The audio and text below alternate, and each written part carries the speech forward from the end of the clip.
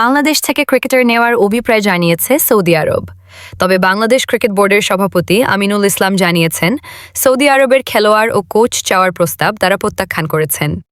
তিনি স্পষ্ট করে বলেন, দেশের স্বার্থের বাইরে গিয়ে এমন কিছু করা সম্ভব নয়। সৌদি আরব তাদের ভিশন 2030 পরিকল্পনার অংশ হিসেবে ক্রিকেটে বড় পরিসরে বিনিয়োগ করছে। দেশটি ঘরোয়া ক্রিকেট শক্তিশালী করতে চায়, আন্তর্জাতিক পর্যায়েও দ্রুত এগোতে চায় তারা। লক্ষ্য একদিন বড় শক্তি হয়ে ওঠা। এই লক্ষ্য সামনে রেখে সৌদি আরব বিভিন্ন টেস্ট খেলুড়ে দেশের খেলোয়াড় ও কোচ নিতে আগ্রহ দেখাচ্ছে। প্রয়োজনীয় আইনি প্রক্রিয়া শেষ করে দীর্ঘমেয়াদে তাদের দিয়ে খেলানোর পরিকল্পনা রয়েছে। আগে একই পথে হেঁটেছে সংযুক্ত আরব আমিরাত ও যুক্তরাষ্ট্র। ক্রিকবাজ জানিয়েছে, সম্প্রতি সৌদি আরব বাংলাদেশ ক্রিকেট বোর্ডের কাছে এই অনুরোধ জানায়, তবে বিসিবি সেই প্রস্তাব নাকচ করে দেয়।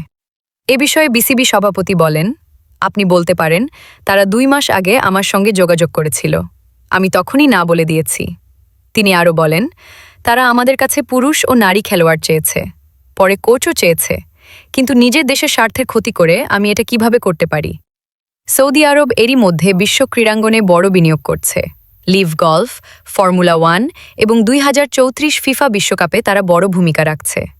এখন আইসিসি ও এসিসির সহায়তায় তারা ক্রিকেটেও নিজেদের জায়গা তৈরি করতে চায়। উপসাগরীয় অঞ্চলে ক্রিকেটের নতুন কেন্দ্র হতে চায় সৌদি আরব।